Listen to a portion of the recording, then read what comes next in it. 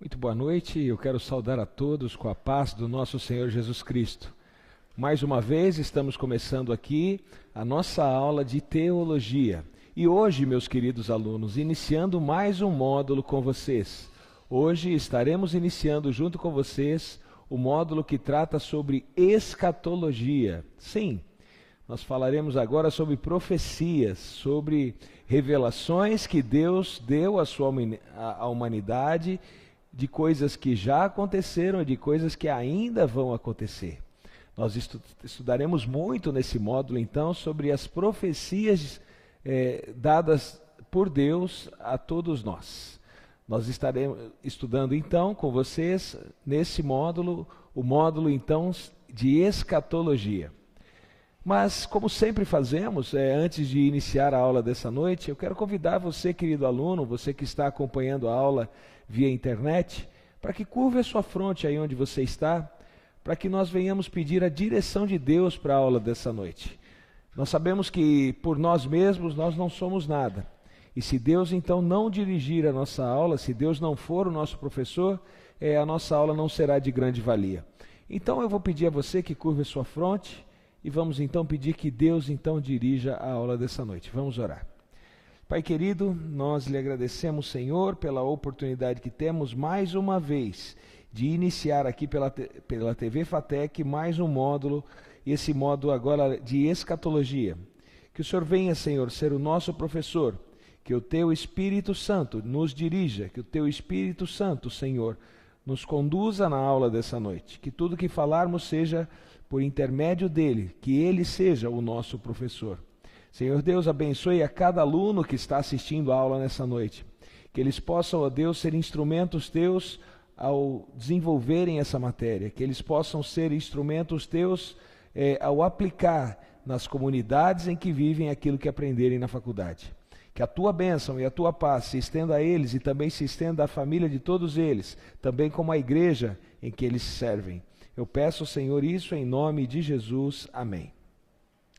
Bom, como eu disse a vocês, então, o tema desse módulo é escatologia. Hoje nós faremos uma breve introdução sobre o tema. Nós falaremos principalmente sobre interpretação, tá bem? Quais são as linhas de pensamento que nós temos e quais, então, ou qual linha de pensamento nós devemos conduzir para que nós tenhamos uma boa interpretação daquilo que está relatado na Bíblia através de profecias. Nós sabemos que Deus deixou uma mensagem, e essa mensagem, por muitas vezes, ela é colocada na Bíblia de uma maneira que talvez é colocado uma linguagem que, a princípio, nós temos um pouco de dificuldade para entender. Então, nós precisamos interpretar a mensagem. Assim como nós lemos um texto na língua portuguesa, né? E esse texto requer interpretação, logo também as profecias também dadas por Deus requer uma interpretação. Mas eu já quero deixar bem claro, queridos, que é a própria Bíblia que deve interpretar a Bíblia. Então, toda e qualquer elucidação sobre a palavra de Deus, ela deve vir diretamente também da palavra de Deus. Eu não sei se você acompanhou semana passada a aula que nós tivemos ainda no módulo de introdução à teologia, mas nós chegamos à conclusão, através da própria palavra de Deus, que é a Bíblia que deve interpretar a Bíblia. Então nós não devemos ter, vamos dizer assim, interpretações humanas para aquilo que é a palavra de Deus. Coisas espirituais se interpretam com coisas espirituais. Esse é o primeiro ponto que eu queria colocar para vocês. Outro ponto, textos mais difíceis de interpretação, eles devem ser interpretados por textos que são de mais fácil interpretação. Então, um texto mais fácil ajuda eu a entender um texto mais difícil. Tá bem? Partindo desse princípio, eu acho que nós não teremos problemas em entender o que esse módulo tem a nos apresentar. Nós vamos viajar um pouco nas profecias, vamos entender, falar muito sobre os livros proféticos da Bíblia, em especial o livro de Apocalipse e o livro de Daniel, que são os dois principais livros proféticos da Bíblia. Mas hoje, então, nós faremos essa introdução, falando um pouco sobre as formas existentes de interpretação e qual seria, então, a forma adequada de interpretação da palavra de Deus. Vamos adiante, então. Como eu já disse, o nosso tema é escatologia. Então vou pedir para dar mais um clique, vamos adiante. O que seria então escatologia? O que significa a palavra escatologia? Bom, escatologia, meus queridos, é uma parte da teologia e da filosofia que trata dos últimos eventos da história do mundo ou do destino final do gênero humano. Comumente denominado como fim do mundo. Se você lê a Bíblia, se você conhece a Bíblia, você sabe que esse mundo vai ter fim. Deus não vai deixar que o pecado continue para sempre. Deus não vai permitir que esse mundo contaminado pelo pecado prevaleça. Ele irá exterminar de uma vez por todas toda a maldade desse mundo. E é no estudo da escatologia que nós aprendemos como Deus vai fazer isso, ou quando Deus vai fazer isso, e de que forma Deus fará isso. Em muitas religiões, o fim do mundo é um evento futuro profetizado no texto sagrado ou no folclore. Tá? Mesmo religiões onde não tem a Bíblia como nós temos, como base de doutrina, existem religiões que acreditam que esse mundo vai ter um final, existem seitas que acreditam que esse mundo terá um final, mas é o que a Bíblia nos diz, que nós iremos para uma nova terra, que nós moraremos com o nosso Salvador e esse mundo vai ter um final. E isso nós estudamos em escatologia, tá bem? Então nós saberemos de onde viemos e para onde vamos no estudo desse módulo, tá bem? De forma ampla, então, a escatologia costuma relacionar-se com conceitos tais como o Messias ou era messiânica, a pós-vida, né? O que acontece depois que morremos, né? E também a eternidade, como será a eternidade ao lado de Cristo. Então, escatologia seria escatologia, a palavra escátolo ou escato fala final, último. Logia, estudo, o estudo dos últimos dias, o estudo do final dos tempos, os eventos finais. Esse é o tema, então, tratado pela escatologia.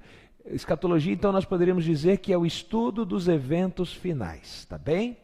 Vamos adiante? Bom, como eu disse a vocês, o tema da aula dessa noite, que está no capítulo 1 da sua apostila, você que tem aí a apostila de escatologia, se você olhar a primeira sessão, o capítulo 1 fala sobre os métodos de interpretação.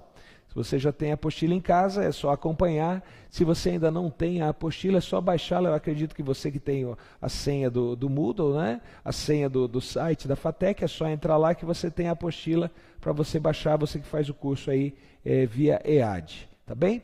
Mas tudo o que está na apostila nós vamos falar aqui, nós vamos comentar aqui também nessa aula. Se você está sem apostila, é só assistir essa aula várias vezes ou anotar aquilo que nós falarmos então. Então vamos ver os métodos de interpretação da profecia, tá bem? Primeiramente, eu quero dizer para vocês que existem métodos que, apesar de serem usados, não são adequados. E existem métodos que são adequados para a interpretação da profecia, que são mais reais, mais convincentes, têm mais a ver com a proposta de Deus para todos nós, tá bem? Existem pessoas que usam alguns métodos e nós iremos apresentar esses métodos aqui, mas eu posso já de antemão dizer a você que não seriam métodos adequados para a interpretação da profecia. Por isso nós vamos ver os pontos altos e os pontos baixos desses métodos, tá bem? Vamos adiante? Então eu queria falar para vocês primeiramente de um método de interpretação profética que é chamado de método alegórico. Vamos ler o que o texto diz para a gente. O antigo método de interpretação que reavivou nesses últimos tempos é o método alegórico.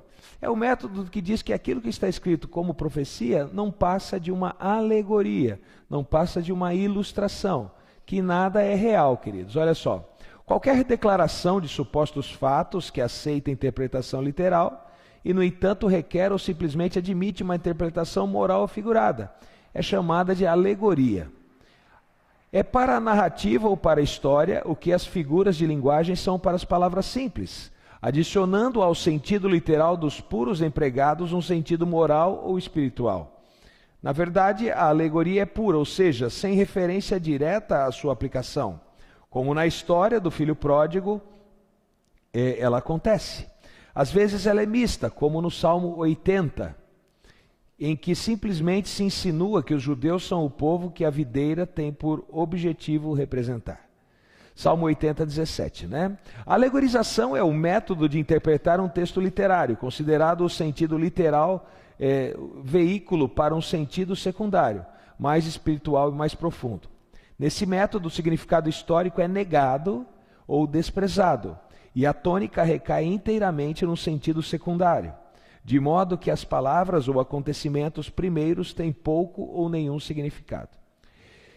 Particularmente, eu já quero dizer para você que esse não é um método adequado de interpretação profética. Por quê? Pelo método alegórico, nós fantasiamos a profecia. Deus nos dá uma mensagem direta, e aqui pelo método alegórico, quem assim interpreta, dá a interpretação que quiser. Então acaba se tornando uma interpretação humana para aquilo que Deus quer dizer para o seu povo. Então vejam, o método alegórico amplia, ou seja, abre o leque para que as pessoas deem o sentido que quiser para a Bíblia. Então acaba fazendo com que várias verdades apareçam. E não é isso que a Bíblia propõe. A Bíblia propõe uma única verdade. A Bíblia propõe uma única linha de pensamento, que é a linha de Deus. Mas pelo método alegórico, cada um pensa o que quiser sobre determinado assunto. Então cada um, eu acho que é assim, eu acho que é daquele jeito, eu penso nisso dessa maneira, e acaba então se tornando um texto em que não há lei, que não há nada de maneira correta, cada um tem a sua verdade. E queridos, a verdade é uma só, e a verdade ela é estabelecida por Deus. Vamos adiante, nós vamos entender então aí os pontos dificultosos, né, desse método alegórico. Os perigos, então, que esse método alegórico apresenta. Veja só. Primeiro, o primeiro grande perigo do método alegórico é que ele não interpreta as Escrituras. Existe uma liberdade ilimitada para a fantasia, como eu acabei de falar para vocês. Basta que se aceite o princípio e a única base da exposição encontra-se na mente do expositor. Então, cada um fala o que quiser sobre o texto. Então, eu pego aqui, eu abro a Bíblia, num texto profético, por exemplo, eu leio lá em Apocalipse, uma mulher vestida de sol sobre a lua debaixo dos pés. E aí eu dou a interpretação que eu quero.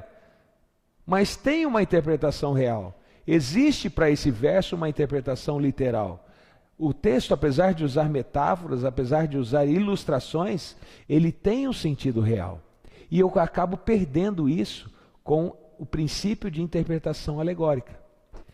Então, por exemplo, quando Daniel interpretou o sonho do rei Nabucodonosor, e foi um relato, uma interpretação historicista, vamos dizer assim, uma interpretação onde houve uma narrativa histórica do acontecimento, se eu for pelo método alegórico, eu posso dizer que aquela estátua é o que eu quiser.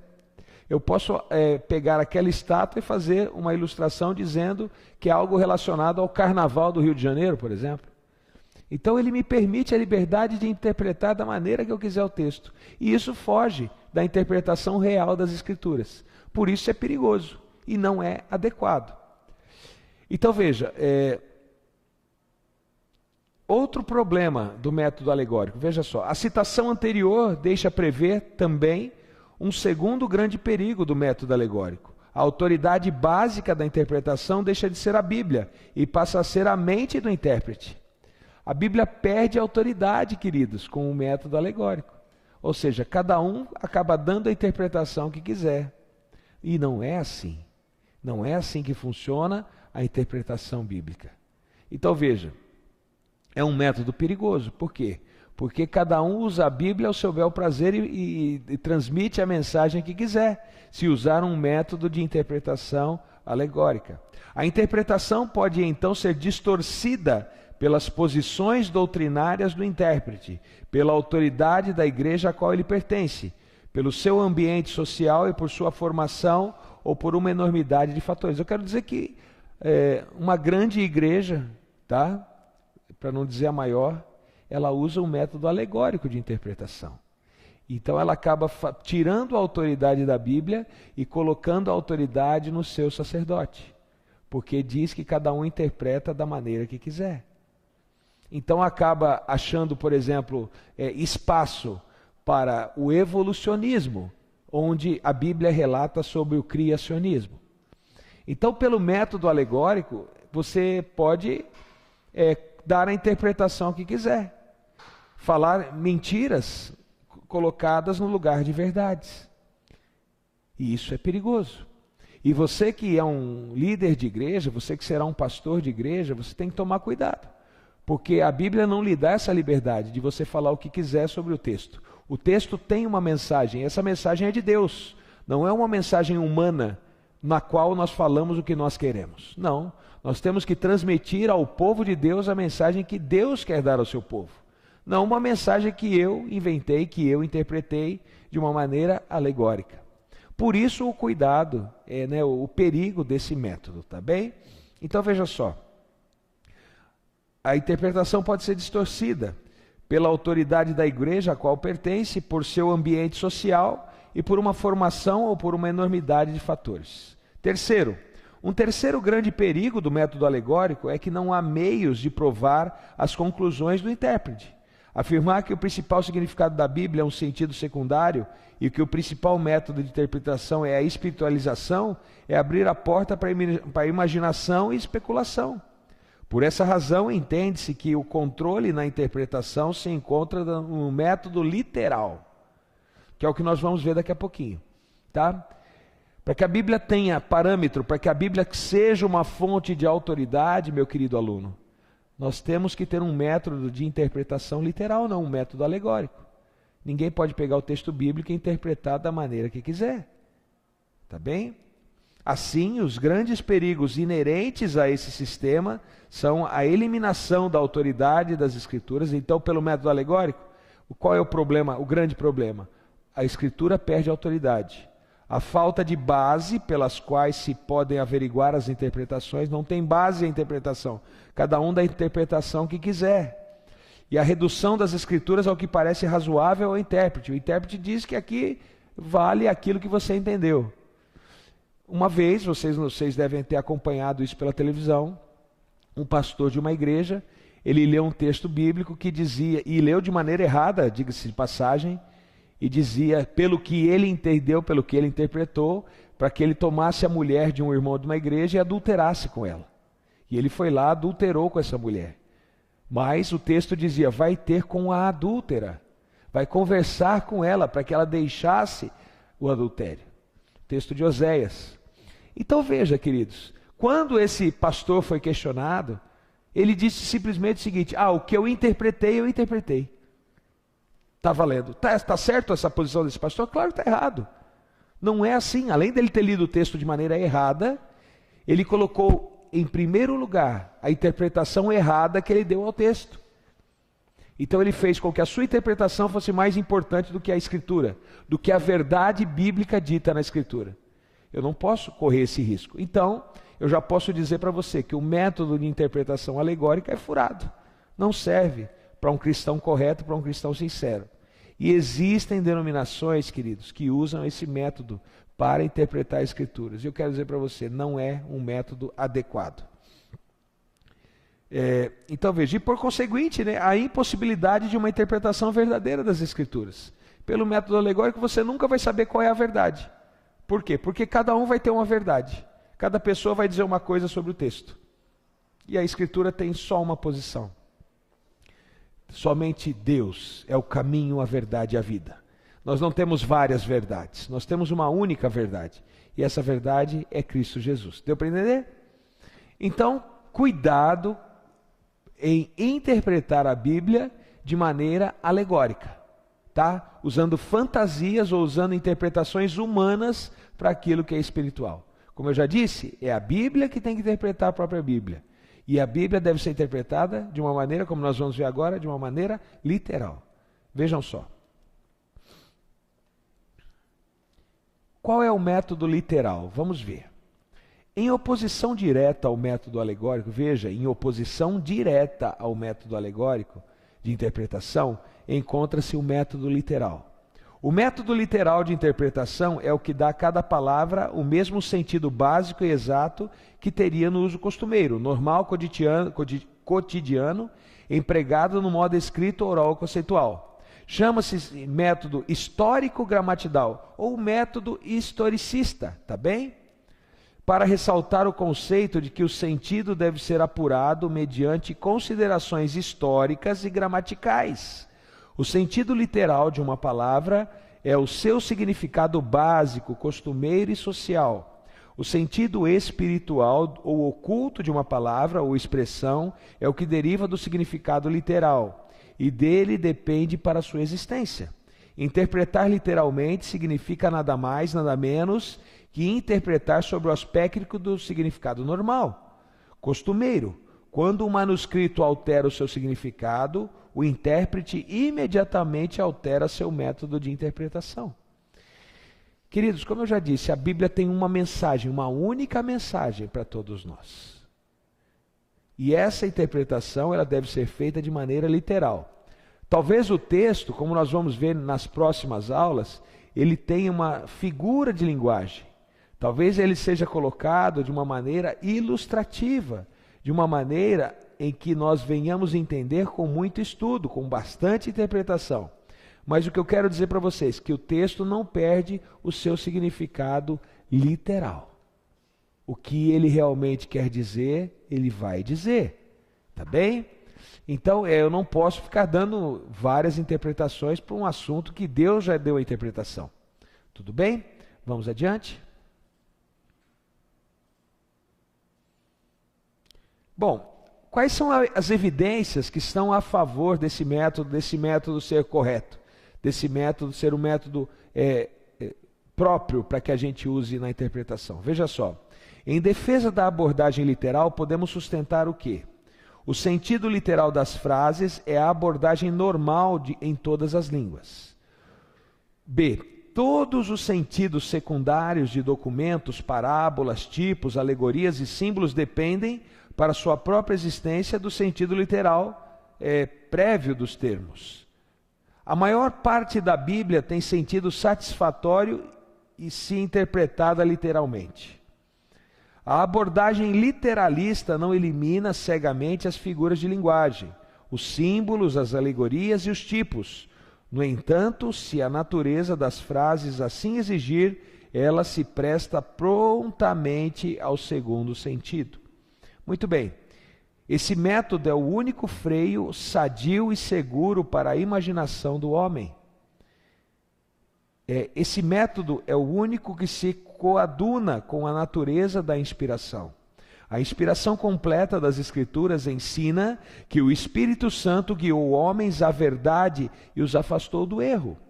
Mas nesse processo, o Espírito de Deus usou a linguagem, as unidades de linguagem, como sentido, não como som. São palavras e pensamentos. O pensamento é o fim que une as palavras. Portanto, nossa própria exegese precisa começar com um estudo de palavras e de gramática, os dois elementos fundamentais de toda linguagem significativa. Então veja, para que eu tenha uma boa interpretação, a exegese já diz isso. Eu preciso os elementos da gramática, tá? Eu preciso conhecer gramática, uma linguagem significativa. Eu tenho que saber interpretar. Eu tenho que saber o que aquele texto quer dizer. O que aquele texto quer me dizer na verdade. Então, qual é o sentido literal daquele texto? Tá? Na realidade, o que Deus quer dizer para nós através da sua palavra. Essa é a maneira que eu devo interpretar as profecias. Essa é a maneira que eu devo usar a escatologia, que eu devo estudar os eventos finais. Queridos, Deus é real, não é mesmo? Ele é real na sua vida? Pois é. Suas promessas são reais. Agora, eu não posso entrar no debate e cada um dar uma opinião e aceitar todas as opiniões. Achar que, não, é real, mas não é. Deus é uma energia, Deus é só o ópio da humanidade, Deus é somente uma força, Deus é aquilo que motiva a gente a esquecer dos problemas. Não, queridos, Deus é Deus. Em primeira instância, Deus é Deus. Deixe Deus ser Deus. E Deus nos deu a sua revelação. E Ele nos deu a inspiração para que nós venhamos entender essa revelação. Mas entender de maneira literal, entender realmente o que Deus quer dizer. Não o que o mundo acha que Deus quer dizer de maneira alegórica. Deus, então, de maneira literal, quer dar a mim e a você a interpretação correta das suas sagradas escrituras, tá bem? E eu quero dizer para vocês que vai ser fantástico esse módulo, porque nós vamos poder estudar vários pontos e você vai descobrir maravilhas. Talvez você já as conheça, mas você vai conseguir descobrir muitas coisas sobre os eventos finais, sobre os dias finais desse mundo, tá bem? Vamos adiante? Veja só, visto que Deus concedeu sua palavra como revelação ao homem, teria de esperar que sua revelação fosse dada de forma tão exata e específica que seus pensamentos pudessem ser comunicados e entendidos corretamente quando interpretados segundo as leis da linguagem e da gramática. Tomada como evidência, essa pressuposição favorece a interpretação literal, pois um método alegórico de interpretação turvaria, queridos, o sentido da mensagem entregue por Deus ao homem. Vamos pensar assim: tua mãe manda você à padaria comprar pão, você é um menininho e sua mãe vai até a padaria e compre pão. Aí você fala assim, não, bom, minha mãe me mandou comprar pão, mas eu vou interpretar isso de várias maneiras. Quando ela me manda comprar pão, quer dizer que ela está me dando um dinheiro para fazer o que eu quiser. Então eu posso comprar chiclete, eu posso comprar bala, eu posso comprar um sorvete, porque na verdade minha mãe não queria dizer pão. Minha mãe queria dizer chiclete, pão, sorvete. Aquilo que eu pensar sobre aquilo que minha mãe falou está correto. É assim que Deus faz conosco? Não, queridos, claro que não. Se com a mãe a gente sabe se é para comprar pão, eu vou comprar pão. Por que a mensagem de Deus eu posso dar a interpretação que eu quiser? Por que com a mensagem de Deus eu posso achar o que eu quiser sobre ela? É claro que não. Deus, que é o Criador, que é onisciente, onipotente, onipresente, queridos, Ele nos dá uma mensagem e uma única mensagem. E quer que nós entendamos da maneira que Ele nos disse. Ele quer que nós interpretemos de maneira literal aquilo que nós dizemos, não de maneira alegórica, onde cada um fala o que quiser e pensa o que quiser sobre o assunto. Você entendeu? Então veja, Deus tem uma mensagem para todos nós. E essa mensagem é para ser entendida da maneira que Deus apresentou a todos nós, não da maneira que eu quiser, não da maneira que eu achar. Nós vivemos num mundo onde o achismo é muito grande, né? As pessoas dizem, eu acho que, eu acho. Será que eu posso usar droga? Daí um fala, eu acho que pode, eu acho que não pode. Deus diz que não pode. Aí vem uma pessoa e diz, não, mas na minha maneira de entender, Deus é amor. Então Deus permite todas as coisas. Queridos, quando você anda nos caminhos de Deus, e você segue a lei de Deus, e não faz aquilo que é errado, você está vivendo no amor. Então não entenda de maneira errada só para atender os seus desejos. Existem pessoas que forçam a verdade só para atender suas necessidades pessoais. E acabam usando da própria Bíblia, como Satanás usou, para fazer as suas vontades e os seus desejos.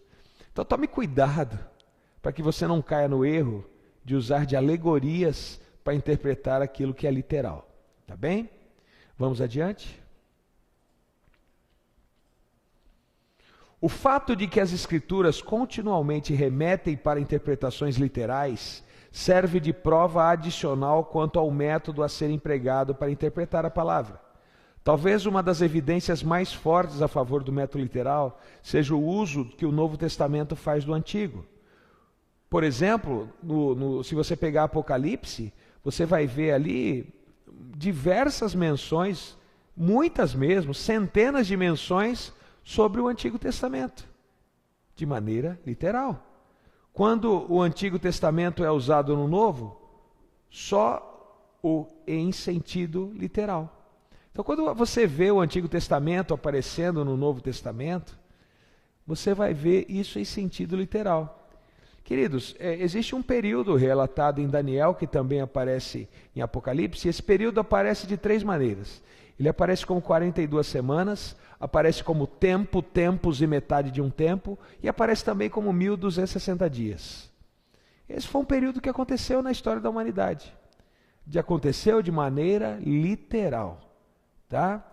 Depois nós falaremos mais sobre esse período, é conhecido como período de supremacia papal, mas foi um período relatado em Daniel, e que também aparece em Apocalipse. Aparece de 3 maneiras diferentes.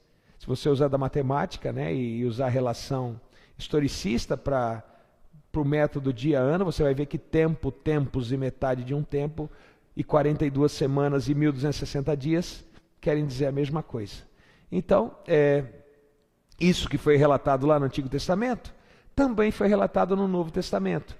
E ele aconteceu aonde? Na história da humanidade. Não foi uma alegoria, foi algo real. O sonho do rei Nabucodonosor foi algo real. Se você pegar livros de história, que nem produzidos até por um ateu, você vai ver que lá há o relato dos grandes impérios da humanidade relatados no sonho do rei Nabucodonosor. Então eu não posso pegar o sonho do rei e fazer uma alegoria sobre ele. Está errado, tá? Ele foi dado a nós, essa profecia, de maneira literal. Então, eu não posso anular aquilo que a Escritura traz para mim como verdade, meu querido. Quanto ao Antigo Testamento é usado no Novo, só em sentido literal. Basta estudar as profecias que foram cumpridas na primeira vinda de Cristo, em sua vinda, em seu ministério e na sua morte, para provar esse fato. Então, vamos pensar o seguinte: profecias messiânicas, né? E falam que, por exemplo, que está lá se a gente pegar o texto de Isaías ou pegar Salmos, onde fala sobre as vestes de Jesus, que foram lançadas sorte sobre elas, você vai ver que isso realmente aconteceu. Aconteceu de maneira literal. Que o Messias nasceria na cidade de Belém. E realmente aconteceu. De maneira literal. Eu não posso agora falar assim, ir lá aqui no Brasil, em Belém do Pará, e falar assim: queridos, Jesus nasceu aqui em Belém, porque na Bíblia diz que em Belém nasceu Jesus, então aqui em Belém do Pará foi o lugar que Jesus nasceu. E os irmãos dizerem amém, e começar a vender isso como verdade. Está errado. Está errado. Então, queridos, eu não posso dar a minha interpretação para as Escrituras. Eu tenho que dar a interpretação que a própria Bíblia dá para a própria Bíblia. É Deus quem interpreta aquilo que nós temos que aprender. É o Espírito Santo que nos dá a interpretação. Coisas espirituais devem ser interpretadas com coisas espirituais, tá bem? Vamos adiante? Nenhuma profecia sequer, dentre as que se cumpriram plenamente, foi cumprida de outro modo, senão literal. Embora possa ser citada uma profecia no Novo Testamento como prova de que certo acontecimento cumpre de modo parcial uma profecia, como em Mateus 2, 17 e 18, vou até ler para vocês. Mateus 2, 17 e 18.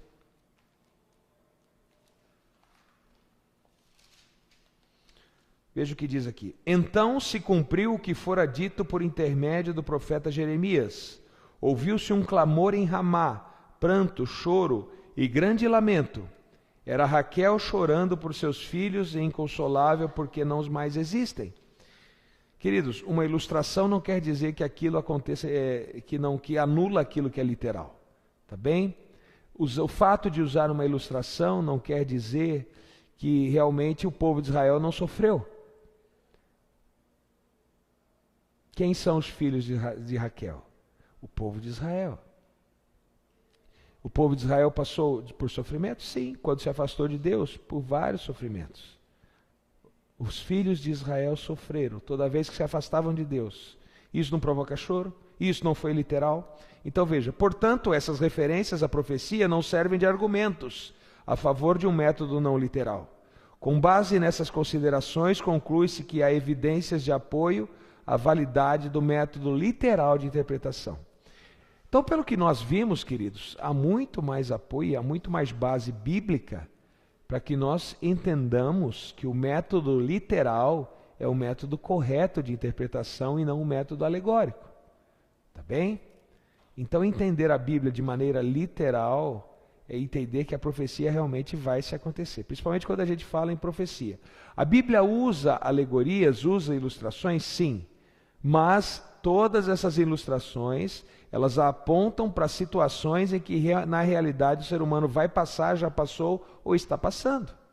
Por exemplo, se nós lermos o livro de Provérbios, nós vamos ver várias situações em que o ser humano tem ali exemplos para que ele aplique de maneira literal na sua vida. Ali talvez use uma alegoria, use uma ilustração. Jesus usava parábolas, não usava? Usava parábolas para se referir a determinadas situações. Mas a aplicação da parábola sempre era numa situação real, numa situação em que a pessoa entenderia para viver realmente, né, vamos dizer assim, aquilo que ele precisava viver. Então nós devemos entender que a profecia, ela pode até ter uma ilustração, mas é para que a gente viva de maneira literal ou entenda de maneira literal aquilo que vai acontecer. Jesus não é uma alegoria, meus queridos. Jesus é real. Jesus é literal, o nosso Deus. Vamos adiante. Mais vantagens aí então do método literal. Há várias vantagens nesse método que o torna preferível em relação ao alegórico. Primeiro, baseia-se a interpretação em fatos. Procura estabelecer-se sobre dados objetivos, gramática, lógica, etimologia, história, geografia, arqueologia, teologia. Exerce sobre a interpretação como um controle semelhante ao que a experiência exerce sobre o método científico. Tá? A justificação é o controle das interpretações. Qualquer coisa que não se conforme aos cânones do método literal cultural crítico deve ser rejeitada ou vista com suspeita. Além disso, esse método oferece a única fiscalização fidedigna para a constante ameaça de aplicar uma interpretação de duplo sentido às Escrituras. Esse método nós podemos fiscalizar, porque quando a profecia acontece, é comprovado aquilo que a profecia dizia. Tá? Já o método alegórico não. O método alegórico, cada um tem uma interpretação, então você não tem como provar. Veja só, tem obtido maior sucesso na exposição da palavra de Deus. A exegese não começou a sério até a igreja já ter mais de 1,5 milênio de idade. Com o literalismo de Lutero e de Calvino, a luz da Escritura literalmente se acendeu. Esse é o aclamado método da alta tradição escolástica do protestantismo conservador. Então veja, as tuas raízes são protestantes. E nas tuas raízes protestantes se começou o estudo das profecias de maneira literal, tá bem?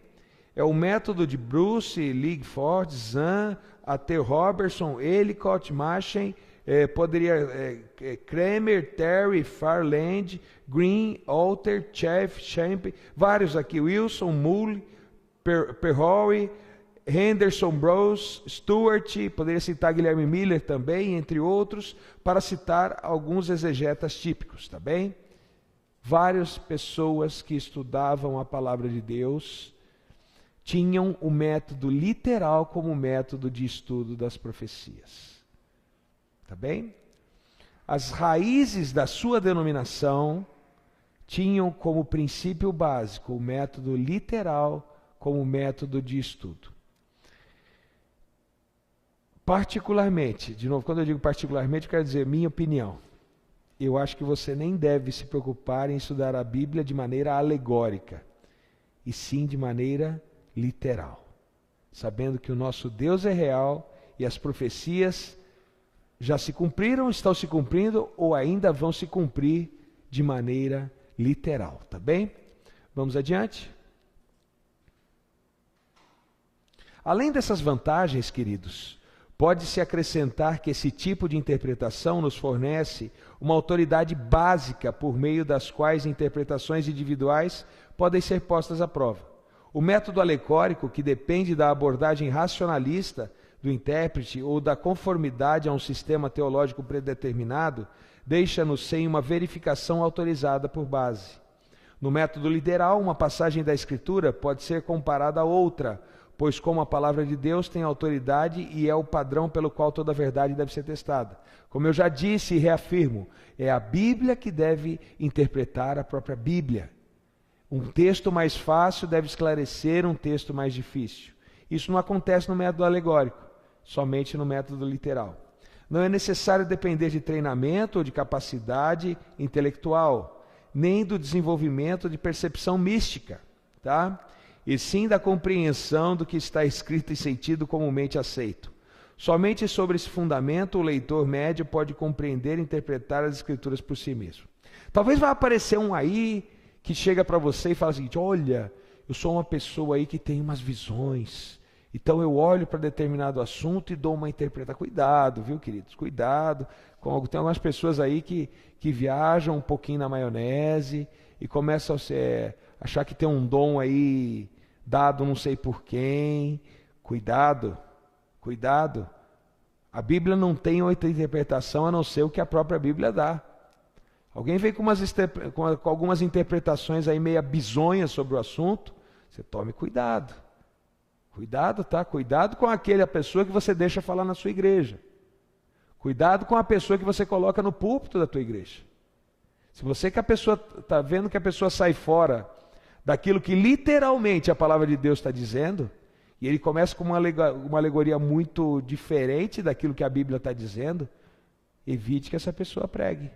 Evite que essa pessoa conduza o teu rebanho. Você que será o pastor da igreja, você que será o líder da comunidade, você tem que tomar cuidado de quem você coloca no teu púlpito. Você, querido pastor, querido líder de igreja, é a pessoa que toma conta do púlpito da tua igreja.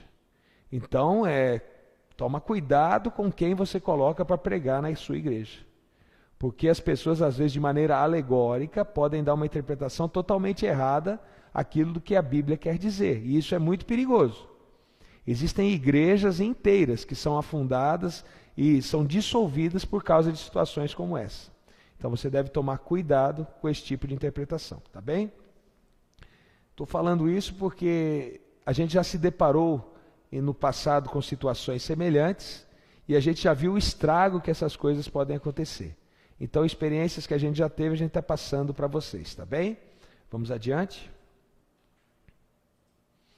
O método literal e a linguagem figurada. Bom, será que combina? Será que há encaixe? Né? Porque a Bíblia apresenta uma linguagem figurada. Como eu disse para vocês o texto de Apocalipse, né? Uma mulher vestida de sol, com a lua debaixo dos pés. Caiu a grande Babilônia. Puxa vida, né? Será que mar de cristal? Como que a gente entende isso, né? Como que a gente compreende, né? A besta, o dragão, 10 chifres na cabeça, ponta pequena. A Bíblia é cheia de linguagens figuradas sobre determinados textos, né? Os flagelos, né? Os cavaleiros do Apocalipse. Como é que nós entendemos isso? Se é literal, como eu acabei de afirmar até agora. Olha só, todos reconhecem que a Bíblia está repleta de linguagem figurada. Com base nisso, muitas vezes afirma-se que o uso da linguagem figurada exige uma interpretação também figurada. No entanto, figuras de linguagem são usadas como meios de revelar verdades literais. Então, se usa uma linguagem figurada para se revelar uma verdade literal, tá bem? O que é literalmente verdadeiro em determinado campo, com o qual está familiarizada, é transposto literalmente para outro campo, como o qual não se esteja familiarizado, para ensinar alguma verdade nesses campos menos conhecidos. Tá bem? Se nós pegássemos, por exemplo, a referência, né, sobre a igreja de Laodiceia, só vou mencionar, não vou ler. Mas ali diz que a igreja não é fria nem quente, é morna, a ponto de Deus vomitar da boca. O que você entende com isso? De maneira literal. É uma ilustração. Deus está vomitando uma igreja? Queridos, não é isso. Mas de maneira literal, Deus espera que nós tenhamos uma igreja vibrante. Que às vezes era melhor nem estar até perdida de estar na situação que está. Uma igreja morna, uma igreja parada, uma igreja que não tem um reavivamento. Então veja, o que Deus quer dizer ali é uma mensagem literal? É que a igreja tem que ser uma igreja animada, quente, ativa, firme, mas usa uma linguagem o quê? Uma linguagem figurada. Uma linguagem onde diz que está a ponto de vomitar a igreja da boca. Isso não quer dizer que ele vai vomitar a igreja. Isso quer dizer que ele não aprova a maneira com que a igreja de Laodiceia, no caso, foi conduzida ou está sendo conduzida com uma visão profética. Então veja, linguagens figuradas são utilizadas para que nós venhamos entender a situação literal do assunto. E isso não há problema nenhum. Não há erro nenhum de nós usarmos linguagem figurada para aplicação e interpretação, né, de revelar verdades literais, tá bem? Vamos adiante? Se as palavras são empregadas em seu significado natural e primitivo, o sentido que expressam em seu sentido literal estrito. Por outro lado, se são empregadas com significado figurado e derivado, o sentido, embora ainda literal, é geralmente chamado de metafórico ou figurado. Por exemplo, quando lemos em João 1,6, houve um homem cujo nome era João. É óbvio que o termo ali empregado são tomados estrita e fisicamente, pois o escritor fala de um homem real cujo nome era João. Não há nenhuma figura de linguagem aí, né? Aí está falando de um homem que chama João. Por outro lado, veja só, quando João Batista, apontando para Jesus, disse: eis o Cordeiro de Deus que tira o pecado do mundo. Aí eu pergunto, Jesus era uma ovelha, um cordeiro? Jesus era um animalzinho? Não. Mas veja só, também é claro aí então que ele não usou a palavra cordeiro no sentido literal, mas num sentido metafórico, né? Onde que Jesus era o cordeiro real, aquele substituto do cordeirinho, onde se fazia o sacrifício. Tá? Ele então o cordeiro verdadeiro que tira o pecado do mundo. No sentido derivado, Jesus poderia ser chamado então pelo Cordeiro de Deus. No primeiro caso, as palavras foram usadas no sentido literal estrito, e nesse segundo caso, sobre o Cordeiro de Deus, sentido literal, mas metafórico. Então, chamar a pessoa Jesus de Jesus e chamar Jesus de Cordeiro de Deus, eu estou me referindo de maneira literal a Jesus. Só que no primeiro sentido, eu estou sentindo no sentido literal estrito, e no segundo caso, eu estou no sentido metafórico ou figurado. Tá? Como Jesus foi chamado de Emanuel, foi chamado de Rosa de Saron, foi chamado de várias coisas. Tá? Lírio do vale. Isso é um sentido metafórico, tá bem? Segundo Adão, por exemplo, é um sentido metafórico, mas tem um significado literal. Tem uma importância, tem que ter aí uma compreensão literal. Tá bom? Entenderam? Vamos adiante. O fato de que os livros das Sagradas Escrituras terem sentido literal, estrito ou metafórico, né? Isso é, sentido imediato ou diretamente pretendido pelos escritores, é uma verdade tão clara em si mesma e ao mesmo tempo tão universalmente aceita que seria inútil insistir nela aqui. Será que alguma passagem das Sagradas Escrituras tem mais do que um sentido literal? Ou será que tem um sentido além do literal? Todos admitem que, uma vez que os livros sagrados foram compostos por homens e para homens, seus autores naturalmente conformaram-se à mais elementar regra dos relacionamentos humanos, que exige apenas um sentido preciso, seja imediata e diretamente pretendido pelas palavras a quem fala ou a quem escreve. O literalista não nega a existência da linguagem figurada, porém ele nega que tais figuras devam ser interpretadas de modo que destruam a verdade literal pretendida pelo emprego das figuras. A verdade literal deve ser informada por meio de símbolos. Ou seja, meus queridos, em resumo, só existe uma verdade. Não tem várias verdades sobre determinado assunto. Eu acho, aqui não cabe. A verdade é uma só. A verdade sobre a palavra de Deus é única. A verdade sobre o que Deus quer dizer para todos nós é uma só. Não tem várias verdades, assim como não tem vários deuses. Tudo bem? Vamos adiante.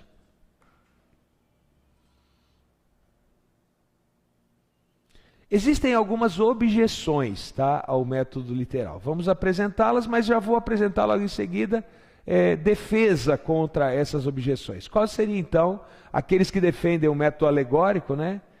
Fazem objeções ao método literal. E quais seriam as objeções? Vamos ver. Primeiro, a linguagem da Bíblia muitas vezes contém figuras de linguagem.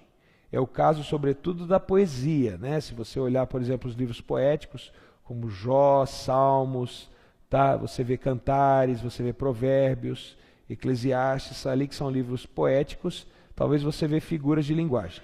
Na poesia dos Salmos, no estilo elevado da profecia e no mesmo na simples narrativa histórica, surgem figuras de linguagem que obviamente não tinham o propósito de serem entendidas literalmente. Bom, então talvez já nós vamos ver o argumento para isso. Segundo problema, o grande tema da Bíblia é Deus e seus atos redentores para com a humanidade. Deus é espírito. Os ensinos mais preciosos da Bíblia são espirituais. E essas realidades espirituais e celestiais são muitas vezes apresentadas sob a forma de objetos terrenos e relacionamentos humanos. E terceiro problema, o fato de que o Antigo Testamento é ao mesmo tempo preliminar e preparatório ao Novo Testamento é tão óbvio que dispensa prova. Ao remeter os crentes de Corinto ao título de advertência aos acontecimentos do Êxodo, o apóstolo Paulo declarou que aquelas coisas lhe haviam sobrevindo como exemplos, tipos, né? Isto é, prefiguravam coisas por vir. Isso confere a muito do que está no Antigo Testamento significância e importância especiais.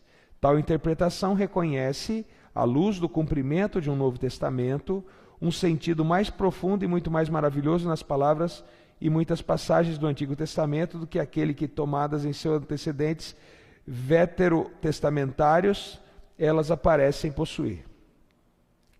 Então veja, 3 problemas, né? A linguagem da Bíblia muitas vezes é figurada, o grande tema da Bíblia é Deus, e Deus é espiritual, e às vezes é aplicado, então, coisas terrenas e humanas para explicar.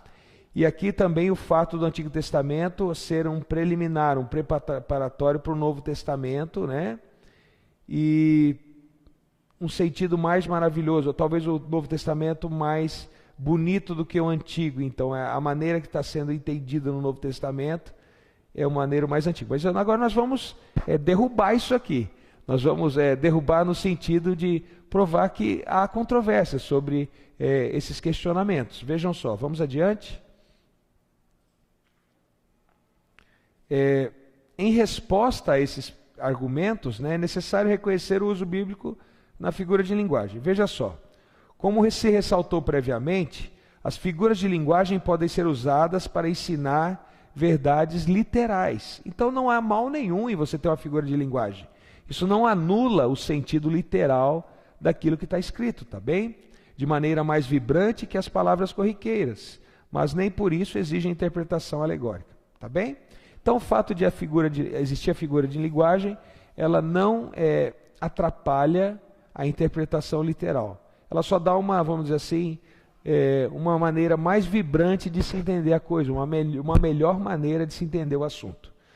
Com respeito ao segundo argumento, vejam só, embora se reconheça que Deus é um ser espiritual, a única maneira pelo qual ele poderia revelar a verdade de um reino, no qual ainda não entramos, seria traçando um paralelo entre esse reino e o reino que agora vivemos. Vou dar um exemplo. A melhor pessoa para pregar para uma pessoa que já esteve presa, talvez seja alguém que já foi um presidiário. A melhor pessoa para pregar para um drogado, talvez um ex-drogado. Por quê? Porque já conhece o problema. Agora, como que Deus usa elementos que nós não conhecemos para ensinar? Como que Deus vai ensinar para o seu povo que o céu é bom, mostrando o céu, usando elementos do céu no qual nós não conhecemos? Então veja, ele usa elementos do qual nós conhecemos para que nós venhamos entender aquilo que ele quer que nós entendamos. Então isso é perfeitamente normal e isso não tira também o sentido literal do nosso entendimento. Tá bem? Por meio da transferência de algo que é literalmente verdadeiro no reino conhecido para o reino desconhecido, ele está nos revelando. O fato de Deus ser espiritual não exige interpretação alegórica. É preciso distinguir o que é espiritual do que é espiritualizado. Tá bem? Deus, por ser um ser espiritual, ele usa elementos que nós conhecemos, que são comuns. Assim Jesus fez quando contava suas parábolas, queridos. Ele usava histórias alegóricas, tá? Ilustrações, para explicar verdades literais para as pessoas que estavam perto dele. E de maneira nenhuma isso anulou a verdade que Deus queria apresentar ao seu povo. Pelo contrário, só reafirmou a verdade apresentada por Deus. E por fim, rebatendo ao último problema aí que os alegoristas, vamos dizer assim, vão contra aos literalistas. Por fim, com respeito à terceira objeção, embora se reconheça que o Antigo Testamento é preditivo e que o Novo Testamento desenvolve o Antigo, a plenitude não é revelada no Novo por meio da alegorização do tipo que é tipificado no Antigo. É revelada, isso sim, pelo cumprimento literal e pelo desenvolvimento da verdade literal dos dois tipos. Esses podem ensinar verdade literal. E o uso dos tipos do Antigo Testamento não serve de apoio para o método alegórico de interpretação. Meus queridos, o Novo Testamento não anula o Antigo Testamento. O Novo Testamento confirma de maneira literal aquilo que foi profetizado no Antigo Testamento. Então veja, pelo que nós vimos, pelo que nós estudamos, é muito mais coerente entender as profecias de maneira literal e não de uma maneira alegórica. Você consegue compreender isso? Muito bem, vamos adiante. Existem algumas escolas, nós podemos chamar assim, de interpretação, tá?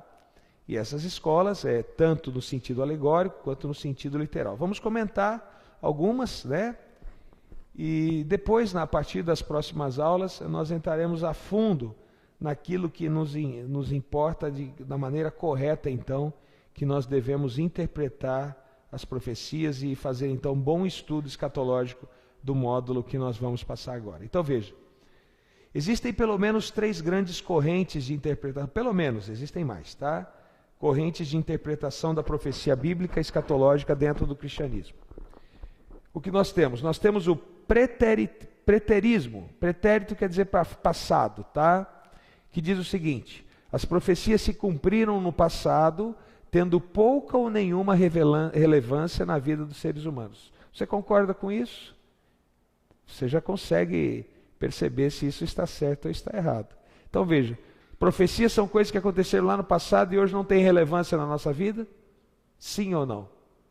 Claro que tem relevância na nossa vida. Então, essa escola talvez não seja também a mais adequada para nós aprendermos. Futurismo.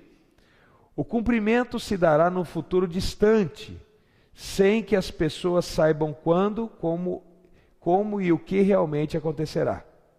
Bom, pelo que a Bíblia diz e pelo que você já aprendeu sobre profecias, muitas profecias já aconteceram. Algumas ainda vão acontecer no futuro, é verdade, mas muitas já aconteceram. Então talvez esse método ele deixa um pouco a desejar. Por quê? Porque ele só se refere àquilo que só acontecerá no futuro. Mas nós sabemos que muitas das profecias já se cumpriram. Então, se você analisar a história, você vai ver que muitas delas já tiveram seu cumprimento. E o método historicista, ou historicismo. Os eventos proféticos, descritos literal ou simbolicamente, ocorrem com o passar do tempo e são históricos. E acontece de maneira literal, podendo ser interpretados de expressões chaves contidas na profecia. Talvez aqui então nós temos um método, uma escola mais coerente, o método historicista, onde nós temos a Bíblia interpretando a própria Bíblia e os eventos proféticos acontecendo de maneira literal, de maneira onde na Bíblia é apresentado de maneira direta ou indireta, literal ou simbólica, mas todos acontecendo então de maneira literal ao longo da história. Alguns já aconteceram, alguns estão acontecendo e alguns vão acontecer. Esse talvez então seria a escola melhor, talvez a melhor escola então é que nós devemos seguir e aprender com ela. Vamos adiante. Só dando uma pincelada em cada um desses métodos. O preterismo, que do latim quer dizer praeter, significa passado. Argumenta que esses livros proféticos encontraram seu cumprimento no passado pré-cristão, ou nos primeiros séculos da era cristã. O preterismo eventualmente penetrou no pensamento protestante no final do século XVIII e tornou-se o ponto de vista do protestantismo liberal. Os ensinos da linha histórico-crítica hoje situam a obra de Daniel no segundo século antes de Cristo, e interpreta as profecias como se referindo à pessoa e tempos de Antíoco IV Epífanes e o rei Seleucida da Síria. O livro de Apocalipse é restrito ao Estado romano nos primeiros séculos da era cristã. Então veja, esse método diz que aquilo só se refere a coisas do passado. Nós vamos entender ao longo das nossas aulas que esse método não abrange e não contempla realmente aquilo que a Bíblia quer dizer. Por quê? Porque existem profecias para o nosso tempo, e principalmente para o tempo do fim, que está se aproximando. Então, já vá se pensando e pode se inteirar, pesquisar mais sobre o assunto e entender mais sobre o preterismo depois, sozinho em casa nos seus estudos. Vamos ver outro método, o método futurista, né? O futurismo penetrou na linha protestante no primeiro quarto do século XIX. A forma mais proeminente de interpretação futurista hoje coloca o cumprimento do conteúdo do Apocalipse, excetuando os capítulos de 1 a 3, né, num período de tribulação de 3 anos e meio, no final dos tempos, como um arrebatamento secreto da igreja para o céu. A 70ª semana da profecia das 70 semanas de Daniel é desconectada de todos e é recolocada no último dos 7 anos desse mundo. Muitos protestantes conservadores adotam esse tipo de interpretação, o futurismo, com acréscimos e variações, como seu sistema padrão para interpretar as profecias de Daniel e de Apocalipse. Meus queridos, é com carinho, pode ser talvez que você entenda a Bíblia dessa maneira. Você faz essa separação da última semana das profecias das 70 semanas, o período de 3 anos e meio referente a que aparece na última semana de Daniel. Mas eu quero que a Bíblia nos diga se esse é o melhor método, se esse é o método correto. Eu quero dizer que boa parte dos protestantes adotam esse método como um método de interpretação. Só que realmente, será que é esse o método correto? Então, estudando, aprendendo e vendo o que a palavra de Deus nos diz, nós vamos observar e vamos compreender. Assim também como nós iremos analisar o método preterista, nós iremos analisar o futurismo e vamos ver se aqui é o método adequado. Esse método ele é muito adotado por muitas igrejas, pode ser até que a sua utilize esse método de interpretação, mas antes de você ter um checkmate sobre ser esse o método correto de interpretação da palavra de Deus, nós iremos estudar bastante. Nós iremos compreender se esse então é o método adequado para se interpretar uma profecia. Tudo bem? Vamos adiante. E aí nós temos o método historicista de interpretação. Como todo leitor da Bíblia sabe, os livros de Daniel e de Apocalipse são a maior parte dos escritos em símbolos. Os estudantes da Bíblia, consequentemente, os descreveram como profecias apocalípticas, para distinguir das profecias diretamente clássicas, tais como aqui encontramos nos profetas maiores e menores do Velho Testamento. Nesses 2 livros apocalípticos, Deus revela toda a extensão da controvérsia moral que convulsionou o nosso planeta, dando ênfase na derradeira vitória da sua causa e na final condenação das forças do mal. O método histórico aceita o conceito de que as profecias de Daniel e de Apocalipse destinam-se a ser reveladas e cumpridas no tempo histórico, isto é, no período decorrido entre os profetas Daniel e João, respectivamente, e o estabelecimento final do reino eterno de Deus. O princípio dia-ano, um dia simbólico, um ano literal, é parte integrante desse método, desde que ele sirva para revelar os períodos de tempo simbólicos para que possamos localizar os eventos preditos ao longo da história. Queridos, também iremos analisar se o método historicista é o método correto de interpretação. Eu posso dizer, se a gente fosse falar de um método ou outro método e você perguntasse, qual é a sua opinião, professor? Em qual método você acha que nós devemos ter a interpretação da palavra de Deus? Eu quero dizer para vocês que o método mais coerente, o que eu enxergo, se você olhar para o preterista, os acontecimentos ficaram no passado. Se você olhar para o futurista, os acontecimentos ainda vão acontecer no futuro e não nada se aconteceu. Agora, no método histórico, onde os acontecimentos vão acontecendo ao longo da história, o que mais bate com aquilo que a palavra de Deus nos ensina é esse método, o método histórico. Porque nós temos profecias que já se cumpriram, profecias que estão se cumprindo e profecias que vão se cumprir. Então é a partir desse método, talvez, que nós devemos iniciar os nossos estudos. Mas antes, queridos, nós devemos ter certeza, e nós devemos então, à luz da palavra de Deus, não à luz do João. Porque o João aqui pode até dar opinião, mas a minha opinião não vale. O que vale é o que a palavra de Deus nos diz. O que vale é o que Deus nos revela através da sua palavra.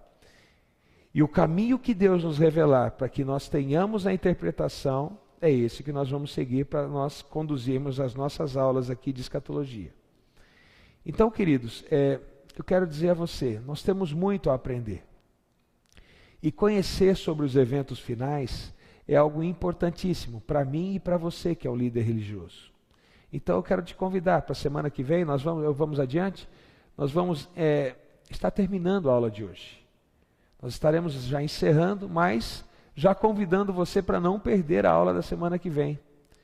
Para que você aprenda, não só pela nota que você precisa tirar aqui na faculdade, mas também pela importância que esse assunto tem para a sua vida como líder espiritual, como o pastor de uma igreja, como o pastor que quer conduzir as suas ovelhas para o caminho de Deus. Jesus está voltando, sabe? E esses eventos finais estão prestes a acontecer. E qual é o teu preparo hoje para isso? Será que você tem todas as informações necessárias? Todas as informações que você precisa saber para estar no reino de Deus? Eu quero te ajudar um pouco com essas aulas. Eu quero, junto com você, estudar bastante sobre o assunto. Então não perca a semana que vem a aula aqui sobre escatologia. Se sobre essa aula você tiver algum questionamento, alguma pergunta, alguma dúvida, eu quero deixar para você o nosso e-mail, alunoead@fatec.com.br, aos cuidados do professor João. Quero deixar um abraço, quero que você fique com a paz do nosso Senhor Jesus Cristo e que você tenha uma boa noite, um bom restante de semana e até quarta-feira que vem nesse mesmo horário. Uma boa noite para você.